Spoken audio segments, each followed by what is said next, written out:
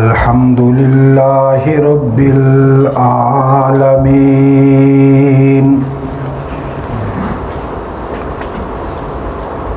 والعاقبۃ للمتقین والصلاۃ والسلام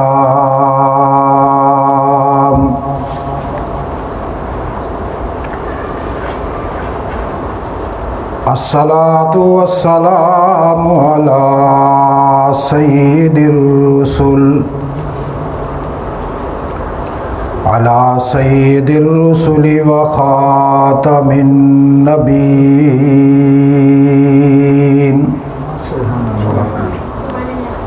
وعلی آلہ واصحابہ الطیبین الطاہرین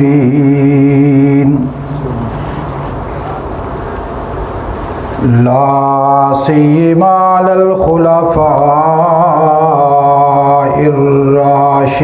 الراشدین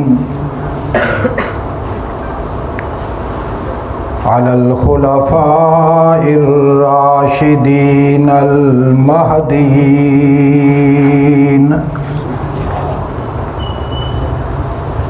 ولعنۃ اللہ علی اعدائہم وأعداء الإسلام والمسلمين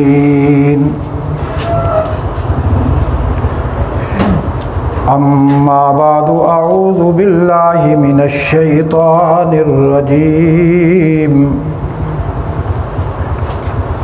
بسم الله الرحمن الرحيم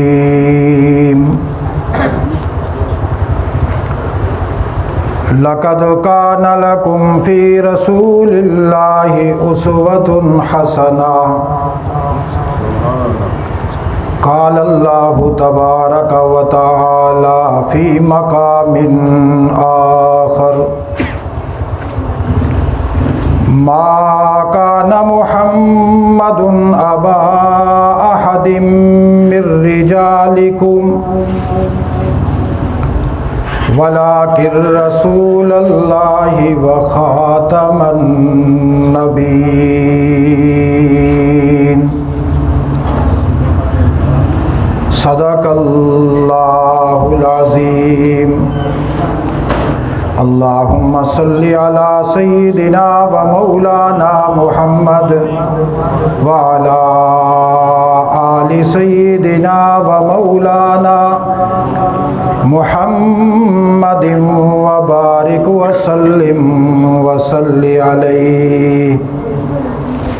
یہ حضرات تھوڑا آگے آ جائیں، آگے آ جائیں ٹیک والے، اور درود شریف سارے پڑھیں دوبارہ اونچی آواز سے.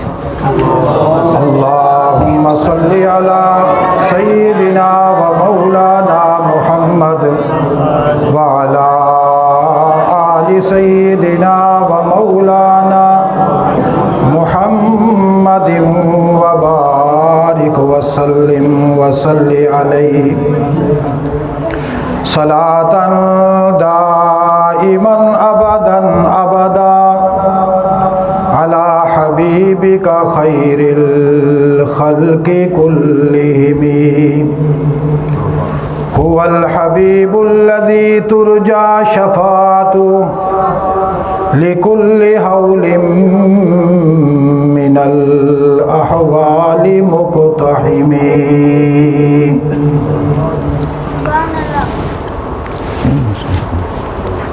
انتہائی ذی احترام آج کی اس روحانی دعوتی اصلاحی نشست میں شریک تمام اہل علم علماء اکرام اور سامعین گرامی قدر، ہم سب اللہ کے رسول صلی اللہ علیہ وسلم کے ساتھ اپنی محبت اور نسبت کا اظہار کرنے کے لیے یہاں جامع مسجد اسماعیل، جس کے بانی اور منتظم ہیں مولانا مفتی شعیب احمد صاحب، ان کی اس مسجد میں جمع ہیں ان کی دعوت پر۔ دعا ہے رب ذوالجلال کے دربار لجپال میں کہ وہ ہم سب کا یہاں آنا قبول فرمائے، اور ان کے اس اخلاص کو قبول فرماتے ہوئے ہم سب کی نجات کا ذریعہ بنے۔ یہاں پر بہت سارے اہل علم علماء کرام دائیں بائیں بیٹھے ہیں، اور آپ سارے حضرات بھی ہیں۔ اب میں علماء کرام کا بھی سب کا نام لیتا جاؤں، اس میں بھی کافی وقت لگے گا، لیکن مختصراً چند باتیں آپ حضرات سے میں عرض کروں گا تاکہ اللہ کے دربار میں بھی حاضری لگ جائے اور رسول اللہ کے ہاں بھی حاضری لگ جائے۔ اللہ کے دربار میں بھی حاضری لگ جائے اور رسول اللہ کے ہاں بھی حاضری لگ جائے، چونکہ جب کوئی رسول اللہ کا چاہنے والا رسول اللہ کی تعریفات بیان کرنے کے لیے، ان کی سیرت اور کردار بیان کرنے کے لیے محفل منعقد کرتا ہے، اللہ اس محفل کو اپنی بارگاہ میں قبول کرنے کے بعد رسول اللہ کو تحفتاً پیش کرتے ہیں کہ میرے حبیب، تیری امت کے فلاں فرد نے تیرے تذکرے کے لیے محفل قائم کی، فلاں فلاں لوگ اس میں شریک ہوئے، محبت کے ساتھ، عقیدت کے ساتھ، الفت کے ساتھ، انوست کے ساتھ جمع ہوئے ہیں، میں نے ان کی حاضری قبول کر کے گلدستے میں پھول سجا کر تیرے ہاں پیش کر دیا، میرے محبوب اس کو دیکھ کر خوش ہو جا۔ اور اللہ کے حبیب صلی اللہ علیہ وسلم برزخی مقامات میں اس تحفے کو قبول فرماتے ہوئے خوش بھی ہوتے ہیں، اور اللہ کے ہاں دعا کرتے ہیں کہ اللہ ان میرے چاہنے والوں کو میری نسبت عطا فرما۔ اس لیے میں نے یہ عرض کیا کہ اللہ کے ہاں بھی حاضری لگ جائے اور رسول اللہ کے ہاں بھی حاضری لگ جائے۔ یہ جو اشتہار چھپا ہے اس میں لکھا ہے سیرت خاتم الانبیاء بسلسلہ میلاد مصطفیٰ صلی اللہ علیہ وسلم۔ یہ جو بسلسلہ میلاد مصطفیٰ ہے،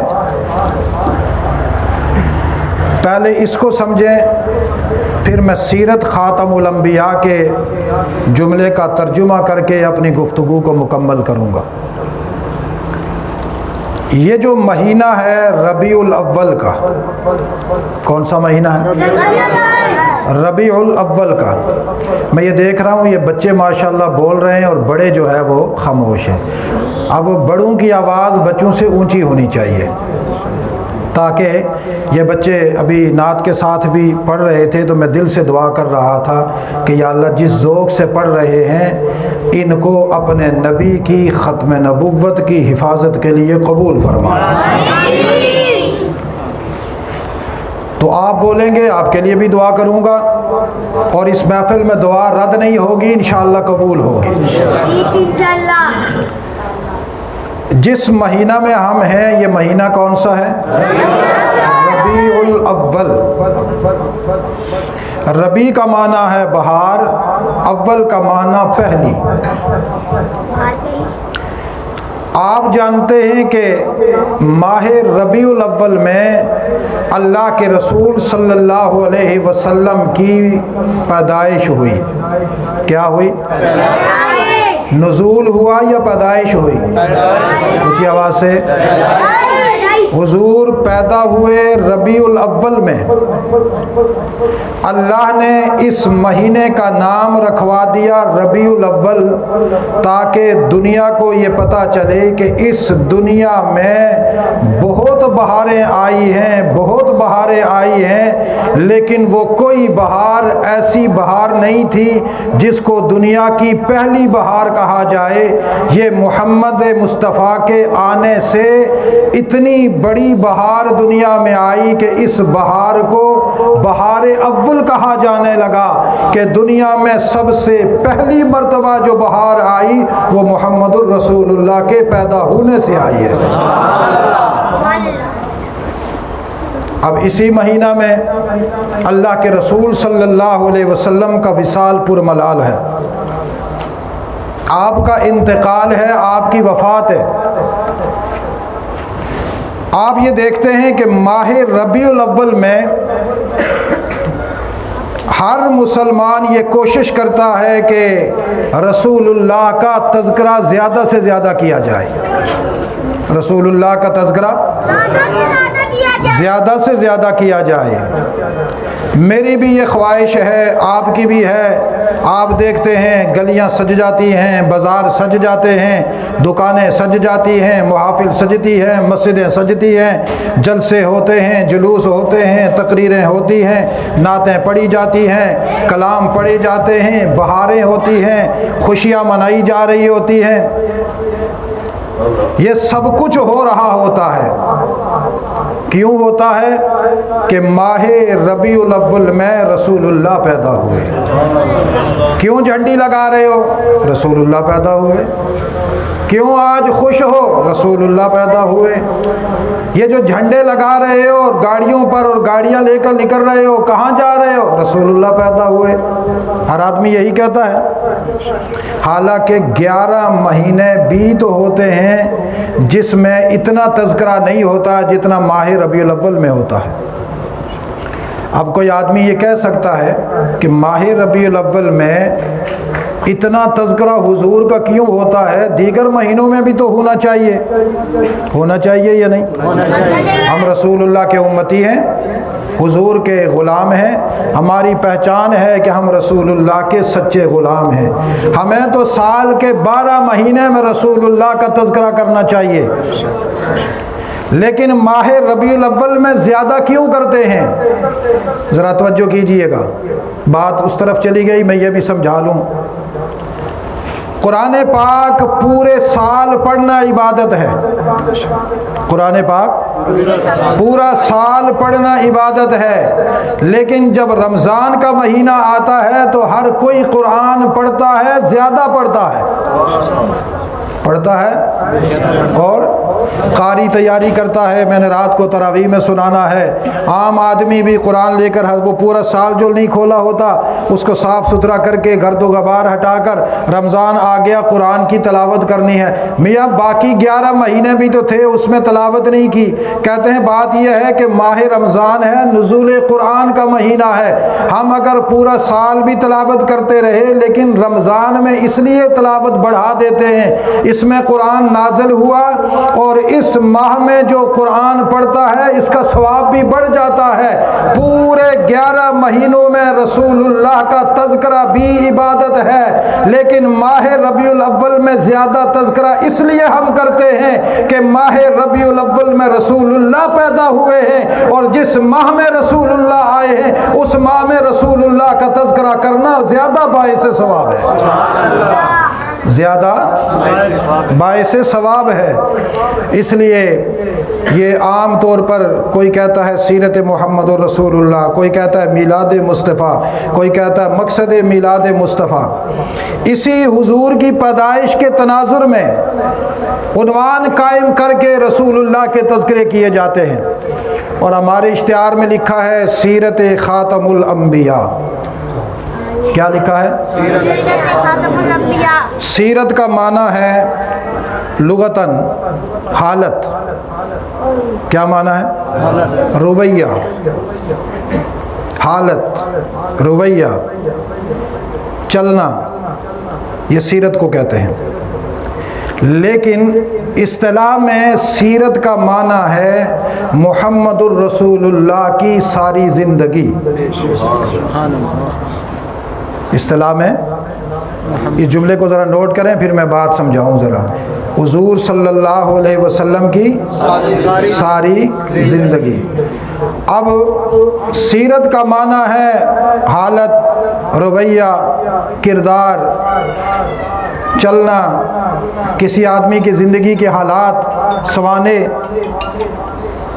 لیکن جب سیرت کا لفظ ہم پڑھتے ہیں، چاہے وہ عربی والی سیرت ہو یا فارسی والی، جو بھی آدمی دیکھتا ہے سیرت کا لفظ لکھا ہوا نظر آئے تو فوراً آگے نبی لکھا ہوا ہو یا نہ ہو، محمد الرسول اللہ لکھا ہوا ہو یا نہ ہو، لفظ سیرت سے ہی پتہ چل جاتا ہے کہ سیرت سے مراد ہے محمد الرسول اللہ کی زندگی۔ سیرت سے مراد کیا ہے؟ اسی لیے کب کسی کتاب پہ لکھا ہو نا سیرت کی کتاب، تو اس کا یہ مطلب نہیں ہے کہ فلاں شخص کی سیرت، بلکہ یہاں تک ہے کہ جس آدمی نے سیرت کی کتاب لکھی، اگر سیرت کی اضافت اس کی طرف کر کے کتاب کا نام رکھا گیا، تب بھی مصنف کی ذات وہاں مراد نہیں ہوتی، وہاں رسول اللہ کی ذات مراد ہوتی ہے۔ مثلا ہمارے یہاں سیرت کی کتاب ہے سیرت ابن حشام، ابن حشام کی سیرت، ترجمہ یوں بنے گا، لیکن اس کا مطلب یہ ہے کہ ابن حشام نے جو سیرت محمد الرسول اللہ لکھی ہے وہ کتاب ہے۔ یہاں پر بھی جب سیرت کا لفظ آئے گا تو مطلب ہوگا رسول اللہ کی سیرت۔ اس لیے سیرت کا لفظ خاص ہو گیا کس کے ساتھ؟ حضور صلی اللہ علیہ وسلم کے ساتھ۔ اب اگر کوئی آدمی کہے کہ فلاں کی سیرت، فلاں کی سیرت، وہ معنی مراد نہیں ہوگا۔ سیرت سے مراد رسول اللہ کی ذات اور آپ کی زندگی کا سارا کردار مراد ہوگا۔ آگے ہے خاتم الانبیاء۔ خاتم الانبیاء کے خاتم، یہ جملہ غور کرنا ذرا، انبیاء کے، میں تقریر نہیں کر رہا، میں سبق سمجھا رہا ہوں۔ انبیاء کے خاتم، انبیاء جمع نبی کی ہے۔ نبی کہتے ہیں اللہ کا پیغام لے کر مخلوق تک پہنچانے والا، اور خاتم اس کے اندر بڑی تفصیل ہے، میں صرف ایک ترجمہ لے رہا ہوں۔ خاتم کا معنی ہے تکمیل تک پہنچانے والا، تکمیل تک۔ انبیاء کی نبوت جس پر جا کر تکمیل تک پہنچی اور انبیاء کی نبوت ختم ہوئی، اس ذات کی سیرت، اس ذات کی سیرت۔ خاتم الانبیاء، انبیاء کے خاتم۔ اب یہ جو خاتم ہے اس کا معنی یہ ہے ختم کرنے والے۔ کیا معنی ہے؟ ختم کرنے والے۔ انبیاء کی نبوت کے خاتم، جتنے نبی آدم سے عیسیٰ تک آئے، ان سب نبیوں کی نبوت ان سے پہلے ہے، یہ ان کے بعد آئے۔ اب سارے نبیوں کی نبوت ان سے پہلے ختم ہو گئی، یہ آخری نبی ہیں، آپ کے بعد کوئی اور نبی نہیں آئے گا، آپ کے بعد کوئی اور نبی۔ اور یہ ترجمہ خود اللہ کے رسول نے کیا ہے، یہ ترجمہ میں نہیں کر رہا، کون کس نے کیا ہے؟ اللہ کے رسول نے کیا ہے۔ سَيَكُونُ فِي أُمَّتِي ثَلَاثُونَ كَذَّابُونَ۔ حضور علیہ السلام نے فرمایا سَيَكُونُ فِي أُمَّتِي ثَلَاثُونَ كَذَّابُونَ۔ میری امت کے لوگوں ذرا توجہ رکھنا، ذرا چشمہ مضبوط پہن کر رکھنا، ہوش باش میں رہنا، ذرا اپنی زندگی میں دائیں بائیں متوجہ رہنا، بگوش ہوش رہنا، دل کے دریچے کھول کر بیٹھنا، اپنی آنکھوں کی ٹول لگا لینا۔ سَيَكُونُ فِي أُمَّتِي، میں محمد اعلان کر رہا ہوں، میری امت میں میرے بعد 30 بعدنا کذابون، 30 جھوٹے آئیں گے، کلہم یزعم انہ نبی، ان میں سے ہر ایک یہ گمان کرے گا میں نبی ہوں۔ یاد رکھنا میری امت کے لوگوں، وہ ان کا اپنا گمان ہوگا کہ میں نبی ہوں، لیکن میں تمہارے سامنے اعلان کر رہا ہوں انا خاتم النبیین لا نبی بعدی۔ میں محمد اعلان کر رہا ہوں میں سارے نبیوں کا خاتم ہوں، میرے بعد کوئی نبی نہیں آئے گا۔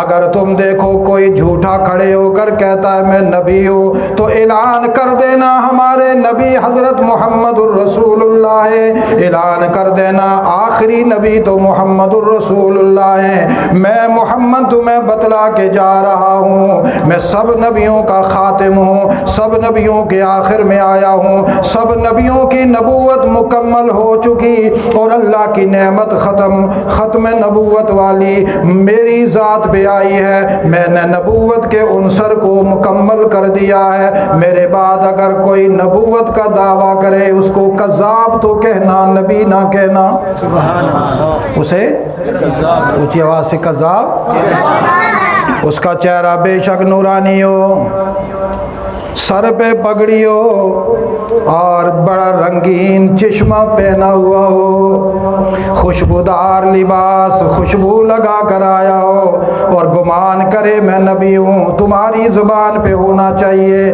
کذاب ہے، تمہاری زبان پہ کذاب ہے، اس لیے کہ سچ یہ ہے کہ میں محمد کہہ رہا ہوں میرے بعد کوئی نبی نہیں، میرے بعد حضور کے بعد کوئی نبی آ سکتا ہے؟ اب یہ جو مرزا تھا نا، مرزا غلام انگریز، اس کو لوگ کہتے ہیں غلام احمد، یہ احمد غلام احمد نہیں تھا، یہ غلام انگریز تھا، یہ جملہ یاد رکھنا۔ کیا نام تھا؟ غلام انگریز قادیانی۔ اس نے حقیقت الوحی میں لکھا ہے کہ خاتم کا معنی ہے مہر۔ کیا معنی ہے؟ یہ میں اس لیے بات سمجھا رہا ہوں تاکہ آپ کے عقیدے میں یہ بات بیٹھ جائے اور آپ یہ جملہ آج یاد کر کے جائیں اور آپ کو ختم نبوت کا مسئلہ بھی سمجھ میں آئے۔ خاتم کا معنی ہے مہر، اور عربی میں ہوتا بھی ہے خاتم کا معنی مہر ہے۔ حضور خاتم کہتے ہیں، حضور خاتم النبیین ہے۔ یہ جو نبوت والی مہر ہے یہ پہلے اللہ کے پاس تھی، اللہ جس کو چاہتے اس کو نبی بناتے، آخر میں حضور علیہ السلام کو اللہ نے وہ مہر دی ہے اور آپ خاتم النبیین ہو گئے۔ اب نبیوں والی مہر حضور کے پاس ہے، حضور جس کو چاہیں وہ مہر لگا کر نبی بنا دے۔ اب حضور جس کو چاہیں مہر لگا کر نبی بنا دیں، لیکن وہ جو نبی حضور کی مہر سے بنے گا اس کے لیے شرط یہ ہے کہ وہ حضور کا امتی ہوگا۔ شرط کیا ہے؟ وہ اپنے آپ کو امتی کہلائے گا، یہی قرآن پڑھے گا، یہی حدیث پڑھے گا، یہی دین پھیلائے گا، لیکن حضور کی مہر سے اس کو مقام نبوت ملے گا۔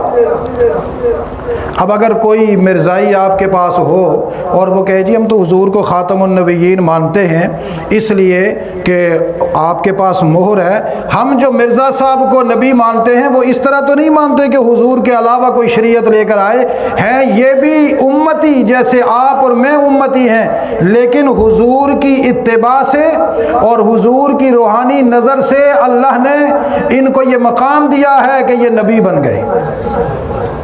تو یہ سچ ہوگا یا جھوٹ ہوگا؟ اونچی آواز سے جھوٹ ہوگا۔ کیوں؟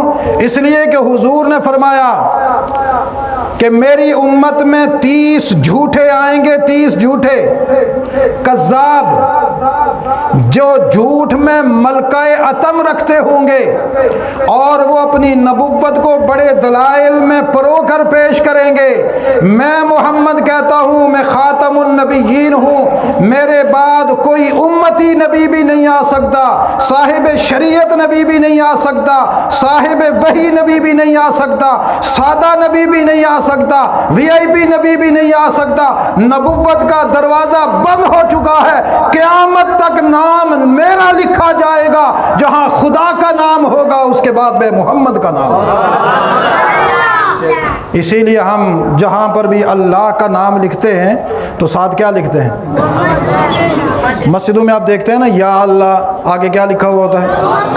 اللہ ربنا محمد نبینا، اللہ رب العالمین محمد رحمت للعالمین، یہ لکھا ہوا ہوتا ہے۔ اور جہاں کلمہ لکھا ہوا ہوتا ہے لا الہ الا اللہ، آگے لکھتے ہیں محمد الرسول اللہ۔ اس کا معنی یہ ہے کہ ہم قیامت تک یہ اعلان کریں گے کہ اللہ نے جتنے نبی بھیجے ان نبیوں میں سب سے آخری نبی حضرت محمد الرسول اللہ ہے۔ سب کہو صلی اللہ علیہ وسلم۔ اب آج کی اس گفتگو کا ایک سبق تو یہ ہو گیا، حضور سارے نبیوں کے خاتم ہیں، حضور سارے نبیوں کے، آپ پر نبوت اچھا چلو مرزا صاحب والا معنی ہی کر لیتے ہیں، خاتم کا معنی مہر ہے۔ تو مہر کاغذ پہ لگائی جاتی ہے یا بندے پہ لگائی جاتی ہے؟ بولو۔ اور مہر کہاں لگتی ہے؟ خط کے شروع میں لگتی ہے یا آخر میں لگتی ہے؟ تحریر کے درمیان میں لگتی ہے یا شروع میں لگتی ہے؟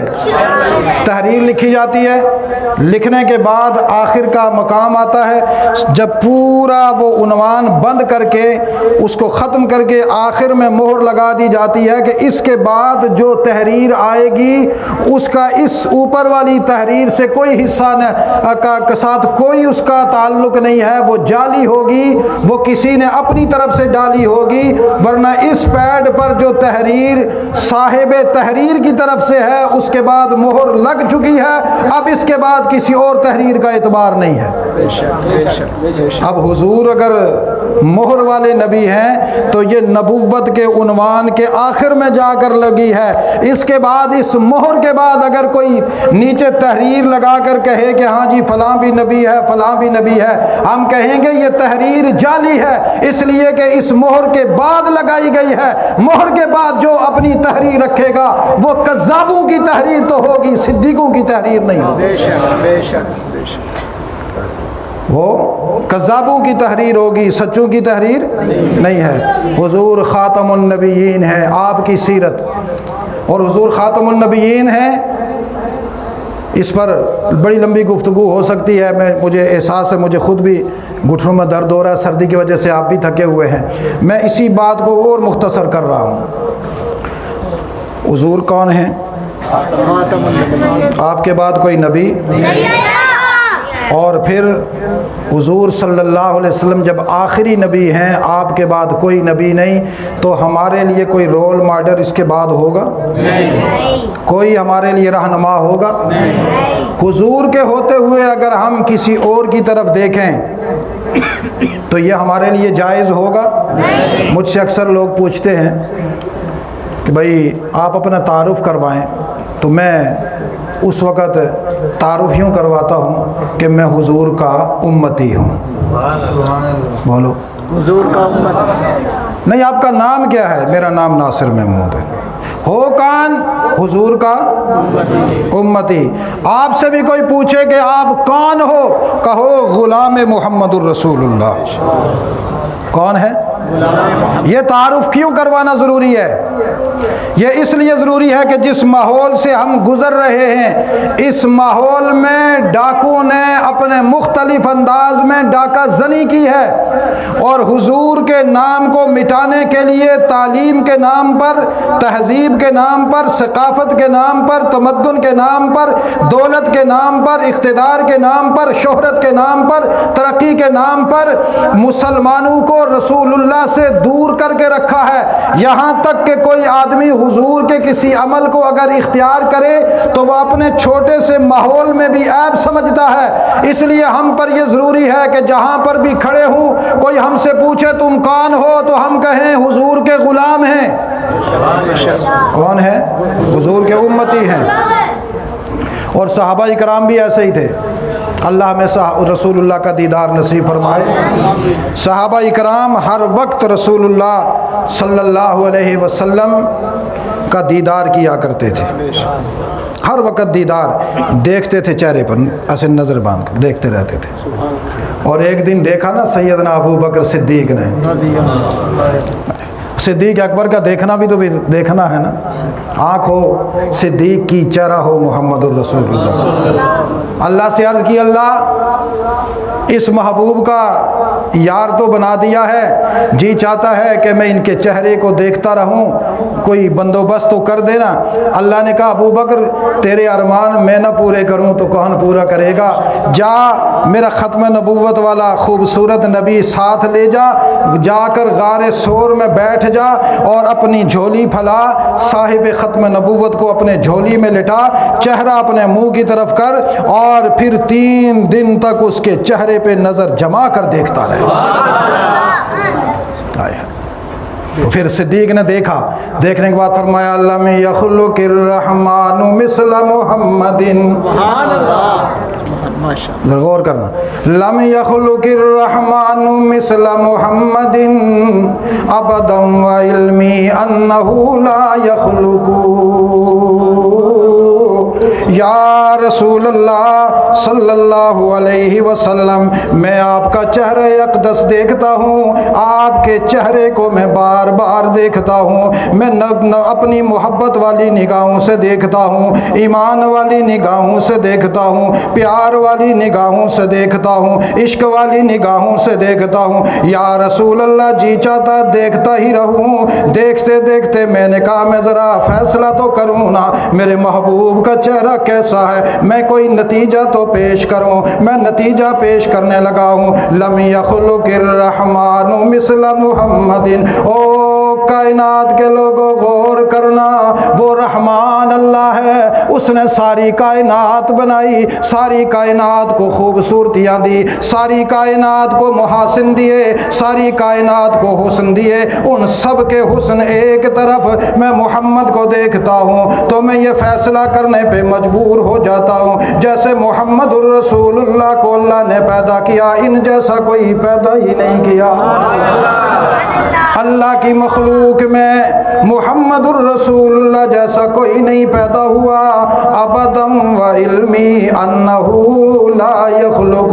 میں ماضی میں سارے انبیاء کو دیکھ سوچتا ہوں اور رسول اللہ پہ پہنچتا ہوں، ماضی میں بھی کوئی ایسا پیدا نہیں ہوا، اور میں جانتا ہوں انہ لا یخلق، قیامت تک مائیں بچے جنتی رہیں گی اور بڑے حسین و جمیل بچے دنیا میں آتے رہیں گے، بڑے بڑے اولیاء آئیں گے، بڑے بڑے بزرگ آئیں گے، صلحاء آئیں گے، حسن کے مہر و مرکز آئیں گے، لیکن محمد جیسا کوئی بھی پیدا نہیں ہوگا۔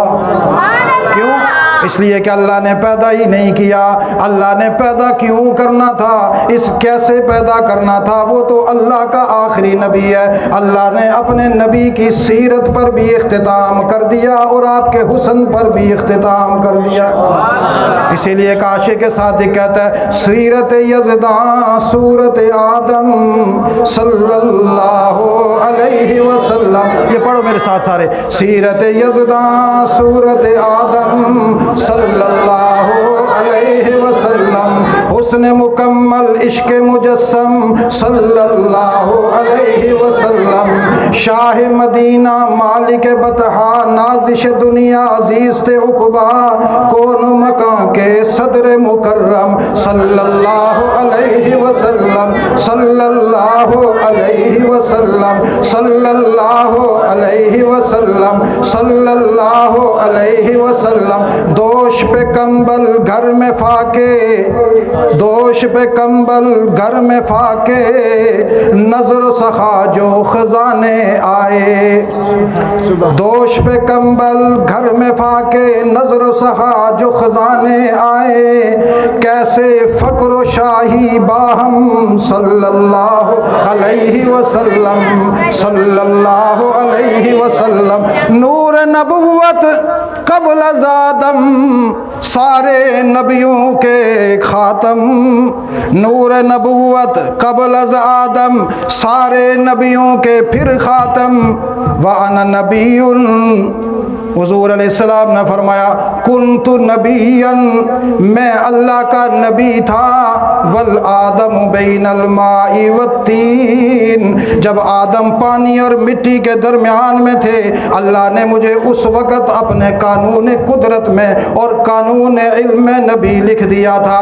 اس لیے فرماتے ہیں مفتی جمیل احمد تھانوی کہ نور نبوت قبل از آدم سارے نبیوں کے پھر خاتم، سب سے ہائے ہائے ہائے کیسے اشاق گزرے ہیں، اللہ اللہ، سب سے مقدم، سب سے آخر، سب کے مقدم صلی اللہ علیہ وسلم، سب سے آخر، سب کے مقدم، سب سے آخر، سب کے مقدم صلی اللہ علیہ وسلم۔ تو پھر کیوں نہ صدیق اکبر کہتے لم یخلق الرحمن مثل محمدی۔ یہ جو میں نے اشعار پڑھے ان کا ترجمہ سمجھ میں آیا؟ کون سے؟ سیرت یزداں، صورت آدم، محمد کا چہرہ دیکھو تو انسان نظر آتا ہے، کردار دیکھو تو خدا کی صفات نظر آتی ہیں۔ چہرہ دیکھو تو آدم نظر آتا ہے، کردار دیکھو تو خدائی صفات نظر آتی ہیں۔ حسن مکمل، عشق مجسم، ساری دنیا کا حسن بھی ان میں مکمل ہو گیا اور عاشقوں کا عشق بھی ان میں مکمل ہو گیا۔ جس نے محمد کو دیکھا وہ دنیا کے سارے حسنوں کو بھول گیا، جس نے محمد کو دیکھا وہ عشق کرنا بھول گیا۔ وہ عشق اس نے کیا تو رسول اللہ سے کیا، حسن مانا تو رسول اللہ کا مانا، اور پھر مالک شاہ مدینہ، مالک بطحہ کا مالک، شاہ مدینہ، مدینہ کا بادشاہ، نازش دنیا، عزیز عقبہ، دنیا کا ناز اور فخر محمد الرسول اللہ، اور کل عقبہ کی زندگی ہے محمد الرسول اللہ۔ جس نے دنیا میں محمد الرسول اللہ کو دیکھ لیا، محمد الرسول اللہ دنیا کا حسن بھی ہے، دنیا کا ناز بھی ہے، دنیا کا نازش بھی ہے، دنیا کی اونچائی بھی ہے، دنیا کی رفعت بھی ہے۔ محمد کے دامن سے جو جڑ گیا وہ اونچا ہو گیا۔ اور مزے کی بات یہ ہے جب عقبہ میں جائے گا تو عقبہ کی زندگی ملتی ہے تو محمد سے ملتی ہے۔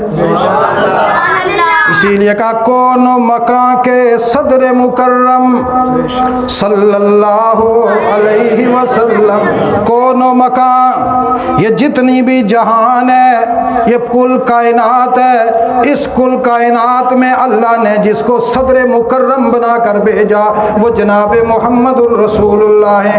اسی لیے اللہ نے عالم مثال میں واقعہ معراج میں انبیاء اکرام کے اجساد مثالیہ کو جمع کر کے اور بیت المقدس میں بھی اور آسمانوں میں بھی ملاقاتیں کروا کر آگے محمد الرسول اللہ کو کھڑا کر کے سارے نبیوں کو پیچھے کھڑا کر کے فرمایا محمد ان کی امامت کروا تاکہ دنیا پر یہ بات واضح ہو جائے کون مکان کے صدر مکرم، کون مکان کے صدر مکرم صلی اللہ علیہ وسلم۔ تو پھر میں آتا ہوں لم یخلق الرحمن مثل محمد ابدا وعلمی انہ لا یخلق، میرا بھی عقیدہ ہے کہ اللہ نے حضور جیسا کوئی پیدا نہیں کیا، یا کیا ہے؟ حضور جیسا کوئی پیدا نہیں، قیامت تک پیدا بھی نہیں ہوگا۔ کیوں پیدا نہیں ہوگا؟ قرآن کہتا ہے ما کان محمد ابا احد من رجالکم ولکن رسول اللہ وخاتم النبیین وکان اللہ بکل شیء علیما۔ صحیح ہے؟ آیت صحیح پڑھ رہا ہوں؟ صحیح، حافظ صاحب بیٹھ۔ ما کان محمد ابا احد من رجالکم ولکن رسول اللہ، پڑھو یہ جملہ، ولکن رسول اللہ، ولکن رسول اللہ، ولکن رسول اللہ وخاتم النبیین، میری روحانی نعمتوں میں سب سے بڑی آخری آخری نعمت تھی ختم نبوت، میں نے اپنی مخلوق میں محمد الرسول اللہ کو عطا کی۔ محمد کا جسم بھی میں نے ایسا بنایا، سیرت بھی ایسی بنائی، کردار بھی ایسا بنایا، مقام بھی ایسا بنایا کہ ختم نبوت والی ڈگری جس پیشانی پہ سجتی تھی وہ میں نے محمد الرسول اللہ کی پیشانی میں سجا کر دنیا میں بھیج دیا۔ میرا بھی اعلان ہے اس دنیا میں سب سے آخری محمد الرسول اللہ نبی بن کر آئے۔ اب کوئی نبی بن نہیں سکتا، پھر نبیوں جیسا کوئی کیسے پیدا ہوگا؟ ہو سکتا ہے؟ اس لیے حضور ہمارے، اونچی آواز سے، حضور کے بعد کوئی آئے گا؟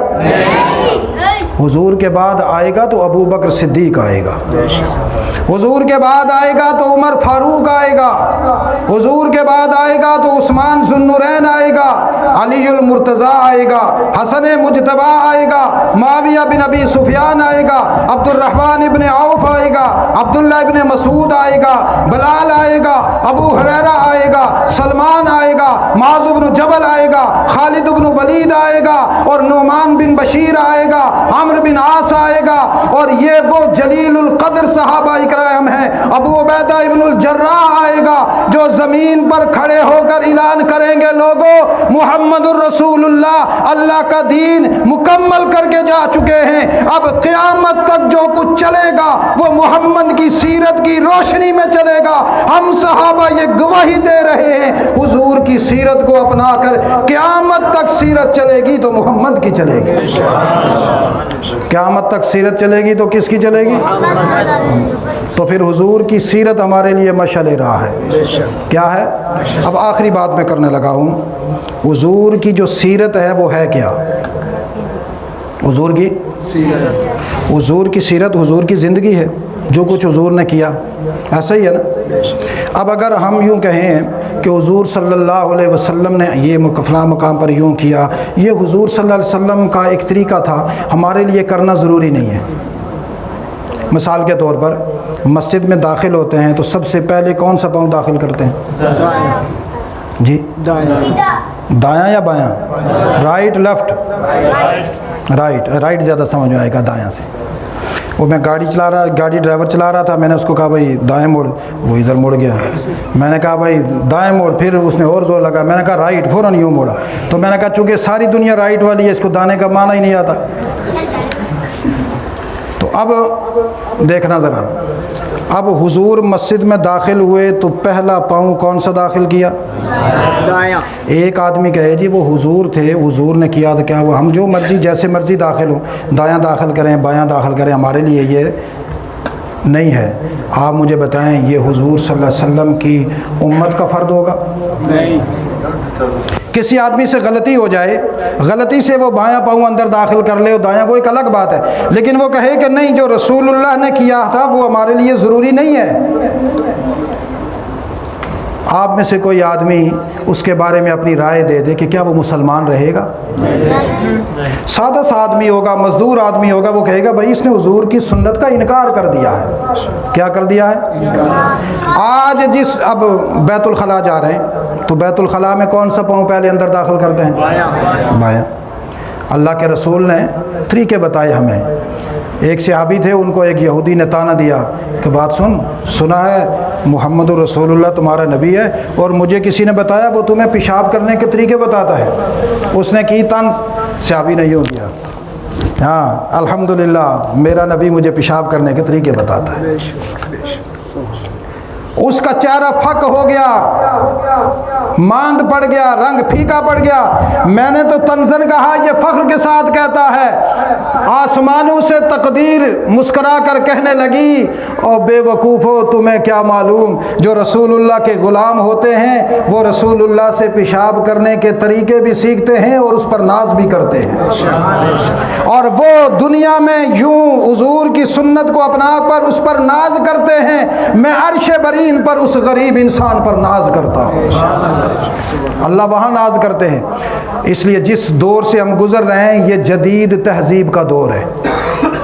کون سا دور ہے؟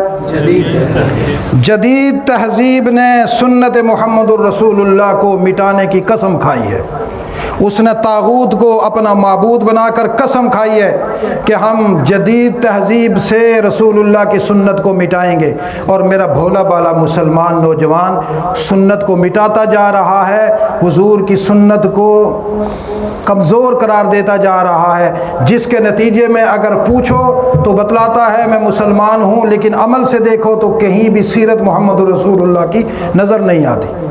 ہماری ذمہ داری ہے کہ ہم جدید تہذیب کے مقابلے میں سنت محمد الرسول اللہ سے جنگ کریں۔ ہمارا ہتھیار سنت ہونا چاہیے۔ جدید تہذیب کو شکست فاش دے کر اپنے گھروں میں رسول اللہ کے کردار کو زندہ کریں۔ ہونا چاہیے یا نہیں ہونا چاہیے؟ اپنے وجود میں ہونا تو یوں چاہیے امتی اتنی شانوں والا ہو کہ کوئی پوچھے نا تمہارے نبی کون تھے، کیسے تھے، اس کو آدمی کہے مجھے دیکھ لو، یہ جو میرے جسم میں جو کچھ ہے میرے نبی کا ہے۔ جیسے صحابہ اکرام تھے، صحابہ اکرام جاتے تھے جب اسلام کی دعوت دیتے ہوئے، جہاد کرتے ہوئے، اور کہتے تھے اسلم، اسلام لے آؤ، پوچھتے تھے کون سا اسلام، کیسے بن جائے؟ صحابہ اکرام کہتے تھے غور سے ہماری طرف دیکھو، ہماری طرح ہو جاؤ۔ کیا کہتے تھے؟ یہ نہیں کہ ہمارے ساتھ چلو، ہم مدینے لے جائیں گے، رسول اللہ صلی اللہ علیہ وسلم کا دیدار کروائیں گے، پھر حضور کو دیکھ کر ان جیسے بن۔ کیا کہتے تھے؟ ہماری طرح ہر امتی حضور جیسا بنے۔ جدید تہذیب کا مقابلہ رسول اللہ کی سنت سے۔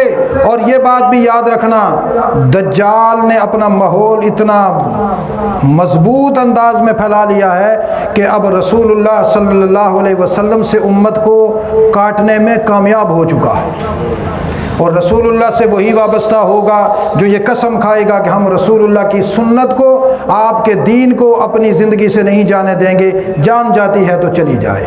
آج کی نشست کا خلاصہ بھی یہی ہے کہ خاتم الانبیاء صلی اللہ علیہ وسلم کی سیرت کو ہم اپنا کر دنیا کو یہ بتلائیں کہ رسول اللہ صلی اللہ علیہ وسلم کا کردار یہ تھا۔ اس دنیا میں اگر کردار چلے گا تو رسول اللہ کا چلے گا، اگر رسول اللہ کا کردار نہیں چلتا تو پھر کسی اور کا بھی چلنے نہیں دیا جائے گا۔ اللہ ہمیں عمل کی توفیق نصیب فرمائے۔ لقد يسرنا القرآن للذكر فهل من مدكر